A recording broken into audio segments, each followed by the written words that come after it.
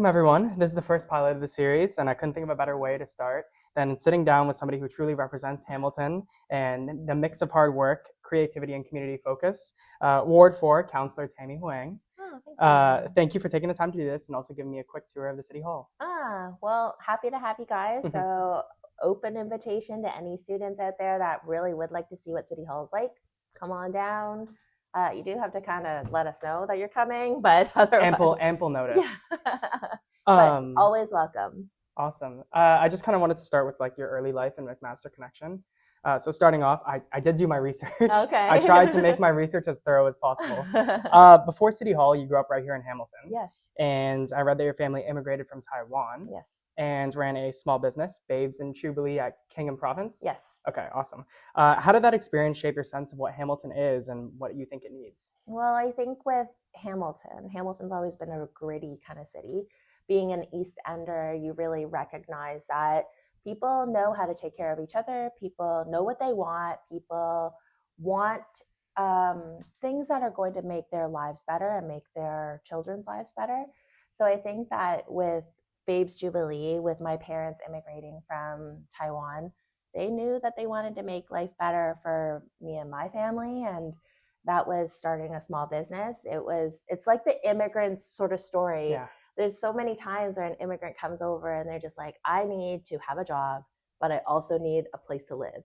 So many times they'll find these investment opportunities, like having a corner store on the first floor and apartment on the second floor. So that's how I lived. I lived right above the corner store. In growing up in the East End too, what was super interesting was that in the East End, at the time when I was growing up, it wasn't very diverse.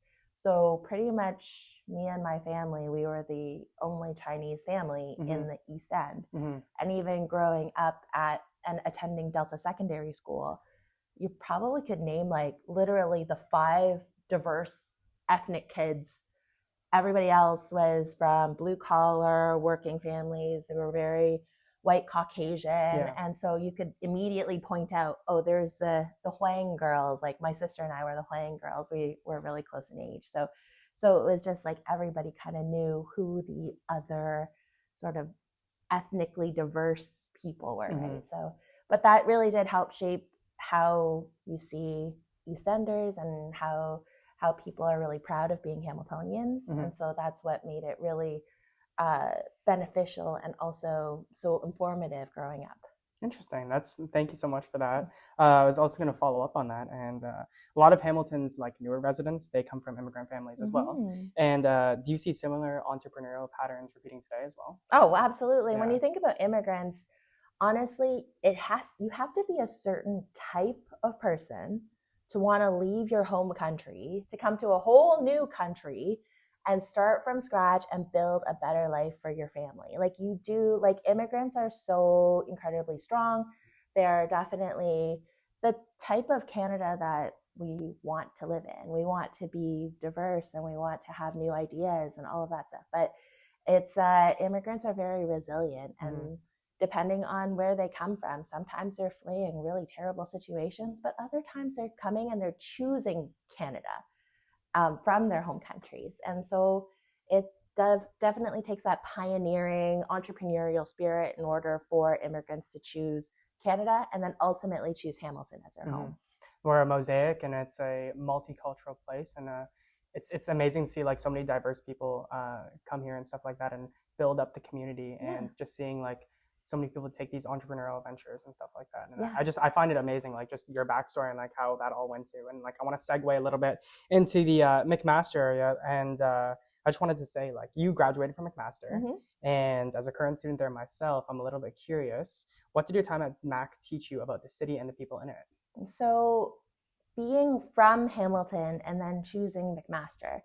Now, I was one of those kids where I had an opportunity to pick whichever universities I wanted to go to. I wasn't, unfortunately. But you chose McMaster, being one of the best universities in all of Canada, top 100 in the world. Yeah, I saw so that the fact the is, other day. It's not a slouchy university, and it's not a crappy third-rate university, right? So I think that when I was choosing McMaster and thinking about McMaster, I was like, you come from the East End and all of a sudden you're going into the West End. Mm-hmm. So for an East End kid, it was a little bit like going off to a new university, because I go through downtown, used to hang out in the downtown, but I never hung out in the West End. Mm-hmm. Never hung out somewhere different. Never went to West End at all. Yeah, exactly. There Yeah. was no reason for me to go beyond essentially downtown. Mm-hmm. But then when you're at McMaster, it's almost like experiencing a new university on your own. But I did have a bit of a leg up because I knew about Hamilton. I knew what it was like to be in the East End. And in fact, it was a lot more liberating because then I could speak to all of my new friends that had chosen McMaster, but they were not from Hamilton. I could tell them all of the good things about the East End. Now, at the time, they would rib me about like, oh, you got to wear a bulletproof vest to drive through the East End. I'm like, no, you don't. Like just come on down. Misconception of Hamilton. It's actually beautiful downtown, especially near West End at least. Yeah. The Westdale area. I love it down there. Yeah. But like, that's the thing. There's so much more Hamilton to see, Mm-hmm. and there is so much opportunity that way. So when it comes to like how that shaped it, I think that one, I got a chance to experience something new, but two, I got a chance to share Mm-hmm. what Hamilton is like with other students that had never lived in Hamilton before. So that was also what made it fun. And that's an amazing experience, being able to show people who aren't necessarily from Hamilton and kind of teaching them a little bit about what Hamilton is, giving them that firsthand experience. Oh yeah, you got to make sure that you tell them where are all the good breakfast places in the East End. Oh, we're gonna get to that too. Okay. We're gonna get to that as well, for sure. I just wanted to, before we move on to like the policy blocks, I wanted to just quickly ask one more thing about McMaster. Did your time working with McMaster alumni show you how much talent the city actually retains? Oh, well, I will tell you that McMaster pumps out some of the best minds in all of the country, Mm-hmm. definitely. But we have one sitting right in front of me. Oh, hi, Aiden. We're just using it really quick. That's okay. Okay. Okay. So best minds. At my time at the Alumni Association, I did get a chance to reinforce the understanding that McMaster pumps out some of the best minds in all of the country. Mm-hmm. The challenge, I think, was how do we keep McMaster students here? Because we do a great job training them up, but then sometimes we have a lot of a challenge to kind of keep them here. Mm-hmm. And I think that you guys have probably seen some of your friends that might be in older years or something like that. They've chosen to leave Hamilton. Yeah. So I think that as an alumni, it's one of those things that's great to celebrate the talent that's here. But then now when I put on my counselor hat, I scratch my head and I think really hard about how do we keep McMaster students here? Because it's hard. We have to talk about how do we talk about the next generation of workers? How do we talk about the next generation of innovation and industry when sometimes they don't move as fast here? Mm-hmm. Or we get really dug into advanced manufacturing, or we get really dug into the finance sector, for example. But we have finance, but it's not quite as robust as Bay Street in Toronto. Yeah, exactly. Right? So then how do we talk about, how do we keep all of these like brilliant minds here in Hamilton? Exactly. And I was going to say as well, the graduate schools elsewhere as well. Like, I think there needs to be something that's able to keep the talent here. And I think, well, that's something for the future to figure out. But I think at the end of the day, it's also about execution. It's about how do you go off and take what you know, and then how do you build out, and then how do you go off and just really attract. It's actually very similar to a business case. The business case is, how do I get more sales? Yeah. Right?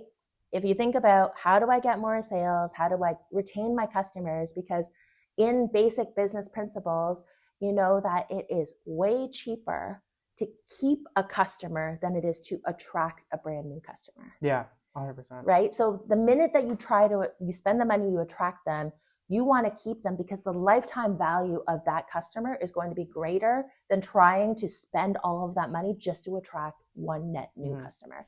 So I think that that's where we think about it from a business perspective too. How do we keep students here? Yeah. Because if they've already chosen Hamilton, McMaster, then isn't it easier for us to try and keep them here? Yeah. See whatever opportunities there would Mhm. be after McMaster, whether that's your undergraduate degree or whether that's grad school here or med school here, or whether it's even like a sort of like business internship anywhere, even in downtown Hamilton as well. Like keeping the students here, keeping the talent here. Yeah. It's a necessity to be able to keep the growth. Well, we also want new families. We Mhm. want people to set down roots, and we want you to find a partner and buy a house, and we want you to have your kids here because then your kids are going to go to school and they'll go to McMaster as well. and then they'll go to, and the well, chain yeah. continues. Yeah. The idea though is that the more you are able to keep here, and this is the economics part of it. Here So we go. I'm looking at Felipe too, but like the idea too is that if you can identify what is the net value of each family that you can potentially keep here, they generate an economic wealth for the city of Hamilton. Yeah. For the city, we think about if we had to break it down into numbers, for every household that's here, they generate tax revenue, property taxes. But then all of their income, like disposable income, goes back into the community, which now means that small businesses have customers and then they can pay their property taxes. So you think about that sort of large picture macroeconomic scope, and you boil it down to what is the actual tactics, and the actual tactics is, how do I keep people here? Yeah. And how do I keep them happy? Exactly. That's at a the end big of the part of day, it as well. right? Keeping the money in the city, even like if you, like you said, Exactly. you look at a macro and then you boil it down and drill down and really try and think about, okay, how do I keep the money in the city? And that also starts with, keeping people in the city as well, rather than going elsewhere, starting the families like you talked about. Exactly. Because then when you think about how do I keep families here, then you really boil it down to what is keeping families here? Housing and affordability. They want property taxes to be low because their property taxes ends up funding the actual outcomes of the city. So we have to talk about roads, water, recreation services, bike lanes. But then each family is also saying, I need to make sure that my kids can go to school, that they have parks to play in, clean water to drink. All of that is delivered by the city, which is done by property taxes. So it's all interconnected. But yeah, if we have to boil it down to, if the real question is how do we keep residents here and how do we keep them happy, we really look at what are the key factors that are keeping them here, and then how do we build on those to ensure that they are happy and they do stay here. I think that's amazing, and we're gonna get into and talk about a little bit of policy because myself, I started trying to learn a little bit more about municipal policy. And that all interconnects with everything that you were saying right there, whether about it's keeping the money in the city, keeping the people in the city. We're going to get into some policy vault questions. First thing I want to talk about is growth and character. Hamilton's downtown and Ward 4 corridors, especially Barton and Kenilworth, are changing fast. Like, you've got new condos, you've got grants for storefront upgrades, and the Barton Street redesign project, which I tried to read a little bit about. Yeah. But a lot of people worry about losing the soul of the neighborhoods that made those areas vibrant in the first place. And I was just going to ask, how do you believe that we should strike the balance between welcoming investment and keeping space for these local shops and community spaces? So I would say that the soul of Hamilton will never leave, because I think that especially in the East End, just as I said in the opening, East Enders are super gritty, super resilient, super proud of our community and our home. So I don't want to say that we're going to lose the soul, but I will say that we've lost luster. If you've gone up and down Barton Street or Kenilworth Street recently, you've seen a lot of potential storefronts that have been shuttered or that they have been converted into residential. You don't see that same commercial viability or vibrancy anymore. And I think that that's where we're not talking about losing the soul. What we're doing is we're trying to bolster and boost it up. And having a lot of these incentives, we've seen that they work, because you're too young to know, but James Street 20 years ago was just like Barton Street, just like Kenilworth. Yeah. Super commercial, but at the same time, very dilapidated, empty, abandoned, really lost a lot of its charm. But with all of these incentives and building that up, Now you see James Street. James Street now has super crawl, art crawls. It is so vibrant, and it's not made up of big box stores. It's made up of independent stores and really cool shopkeepers that are there. So I think that we know that the formula has worked, and it's worked on Locke Street. It's worked on Concession. It works. It's a copy and paste. So I think that that's where we're using the same level of municipal incentives to try and build up Barton Street, build up Kenilworth Street. And then at the same time, we got to talk about what are the amenities that are close by or nearby to it, things that are coming on stream. We have housing that's coming on stream, LRTs coming on stream. So there is investment happening. It just happens at a slower pace than we'd like. But it's working, it's getting there. The important part is that it's going to happen, yes. Right? And like, I think people are able to see that, like you said, with the James Street. And I love how this all just ties back into the contemporary sort of theme of just, you know, being able to have those small businesses, not these big box stores. I mean, it's not a horrible thing, but you want to be able to keep that area like full of like local talent, I almost want to say, or local community, people being able to like vibe together and live together as a community there, and with their local local shops and stuff. Well, you talked about how you loved Westdale, and Westdale is all about, again, small independent stores. Mulberry Coffee or Paisley's, yeah, right. But the opportunity too is about walkability. It's about safety. It's about being able to go down the street, and not only you have Wheels Bakery, but you're right beside a library, which is right across the street from a Chinese restaurant.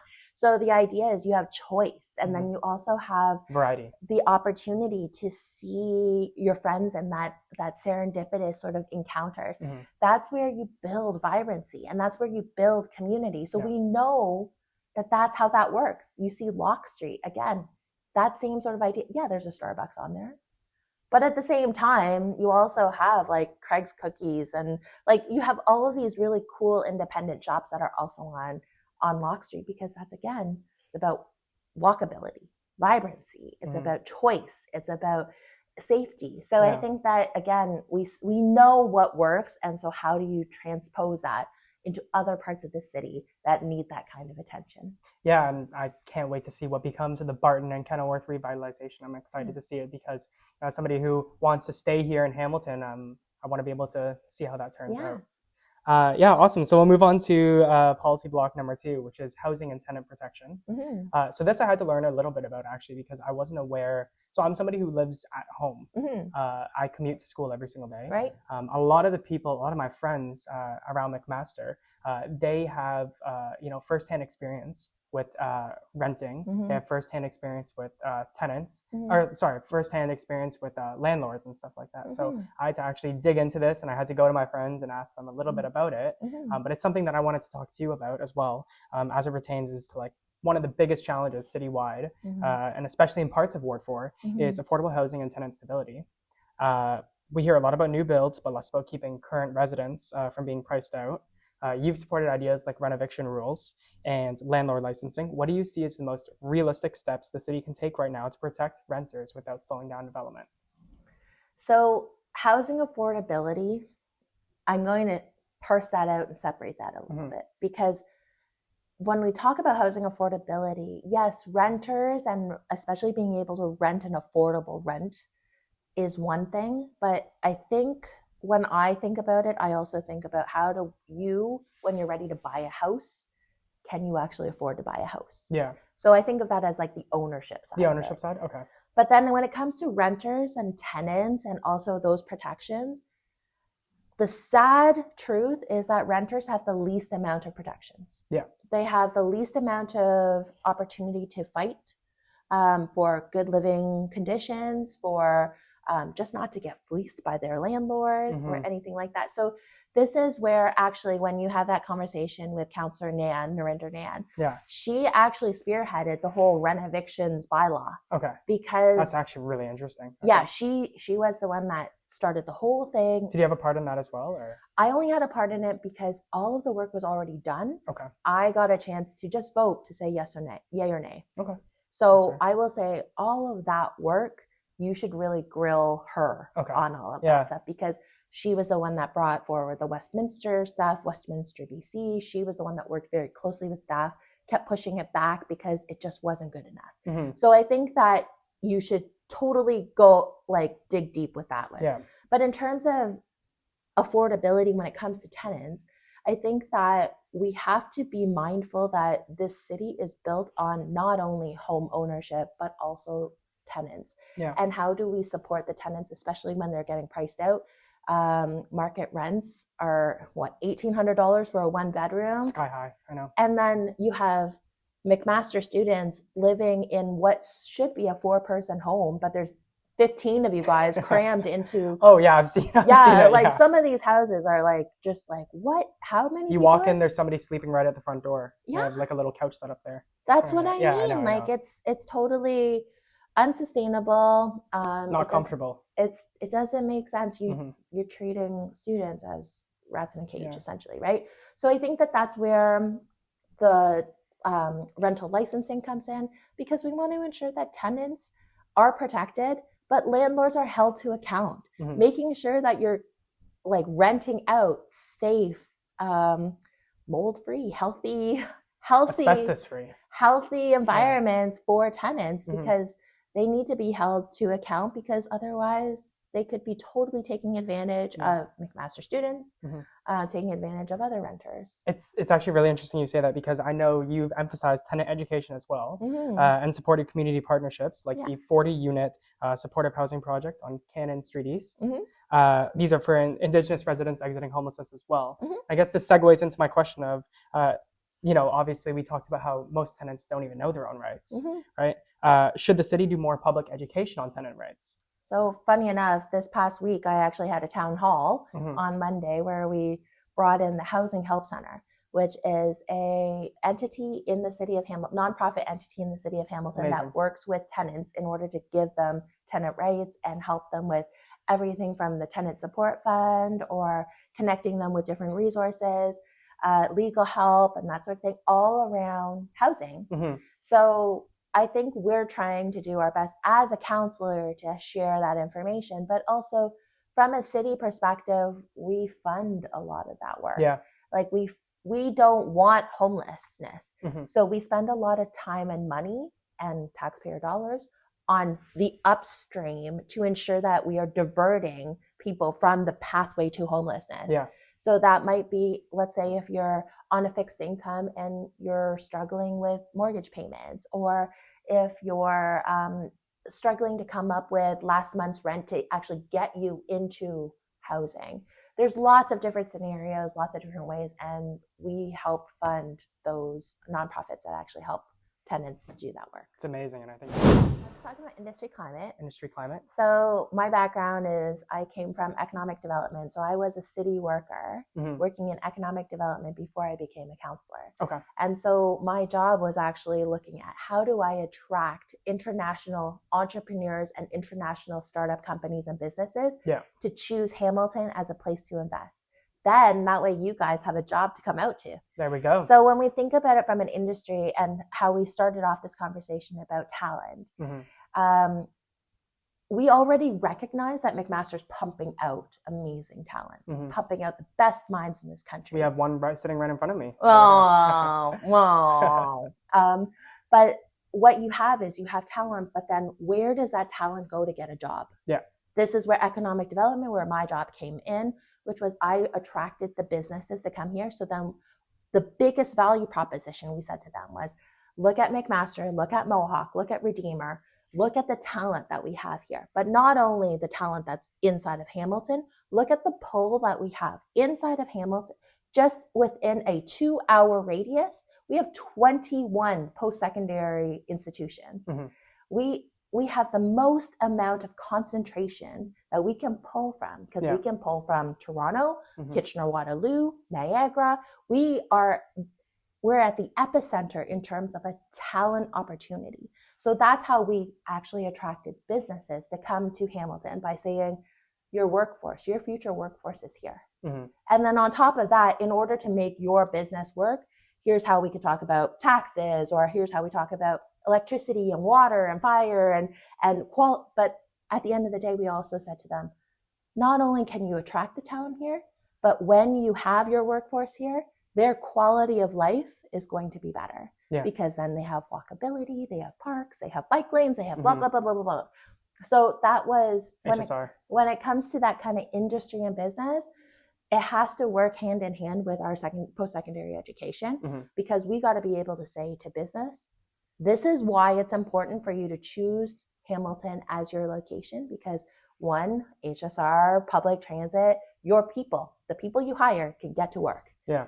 But then on top of that, your people are going to be happy, because then there are amenities like good restaurants and great music venues and concerts that are here, sporting events. They're going to be happy. They're not going to be bored living here. And then at the same time, when I was working and housing was a little bit better, we used the opportunity of saying, we're in such close proximity to Toronto, but we're way cheaper. Yeah. In terms of housing than Toronto. Now it's a little bit it's a little bit evened out. Yeah. But like I would say that was one of the value propositions that we would give. So I would say in terms of industry and business, that's also the role of how a politician ought to be thinking. Macroscopically thinking about, okay, well, what are the elements I need to do and to enable Hamilton to be a investment opportunity? Amazing. Okay, I have one more question before we get to the fun part. Is that okay? No, I was just going to ask, would you support city incentives for companies that adopt cleaner technology?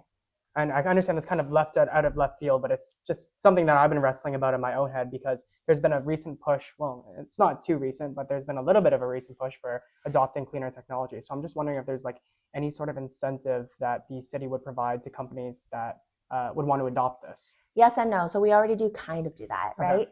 So we have municipal incentives of companies that might want to take over brownfields. So lands that have been previously contaminated. Yes. And so those brownfield incentives are, we'll pay for you to do your studies, we'll pay for you a portion to mitigate the brownfields.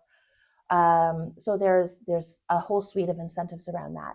There's also a suite of incentives around if you're building a brand new building and you make it, and it's a little outdated now, but the idea of LEED, right? The leadership in environmental design. So like if you made a LEED gold, silver, gold, platinum building, then you would have X number of incentives. Okay. But now we're also talking about green building standards, which are touch and go right now because of the provincial government, because the province is saying that they want to be the ones that are organizing some of that. I thought of facilitating the green builds. Exactly. Before we wrap up completely, I just want to finish with like a quick fire, like rapid 5 either or questions. No overthinking or anything like that. Okay. All right. Hot dog or hamburger? Hamburger. Hamburger? Okay, that was my answer as well. Okay. Tim Hortons coffee or Mulberry coffee, if you've had that. See, that's a hard one. Small business. Store number 1 of Tim Hortons. Yes. Is in Ward 3, but it's on Ottawa Street, so it's essentially Ward 4. Okay. It's essentially Ward 4. You guys can claim it. Yeah. So Tim Hortons store number 1 is in the East End, but Mulberry is a small independent store. So I can't give you an answer there. You got to support it. You got to support it. Support both. You got to support both, right? Walk along the pier or hike among the escarpment. Hike. Hike? Okay. Yeah, the pier is beautiful and it's great, but sometimes you need trees. Yeah, that's fair. So green energy, what we were talking about. Exactly. And you also need fresh air and forest bathing, and trees are good for you. Yeah. Urban canopy. Okay, well, I'll take that in there. So I know obviously we don't have the Bulldogs at the First Ontario Centre anymore, but when it was there, would you rather go to a Tiger Cats game at Tim Hortons Field or the Bulldogs game at the First Ontario Centre? Tiger Cats. East End all the way. Oh, it's not even close? Not even close. Okay, well, there we go. And last question. If you had to choose, fix every pothole in the city tomorrow or add one new LRT stop wherever you want? That's also a tough one. I think the LRT is already on a good fixed route as it is. And frankly, I know how much money it costs to add just one more stop. I think that you got to fix the potholes because LRT is already on a clip. We're already on our way. You kind of need to do both. Save the cars. So no, it's not save the cars. It's like just make the roads and infrastructure up to par that you guys deserve. It's not Yeah. my generation, it's your generation. So like, because we all need to use the roadways. It's not just for cars, it's for bikers, it's for walkers, it's for scooters, it's for buses, it's for like, roads are what we need in general. Yeah. So, and it's not just for cars, it's for everybody. Well, perfect. I think that's everything that we need to know. Thank you, Councillor, for your time. It was really informative, and thank you for having us. Oh, no, thank you. Always happy to have an opportunity to chat. So anytime you guys are interested, just let me know. Thank you so much.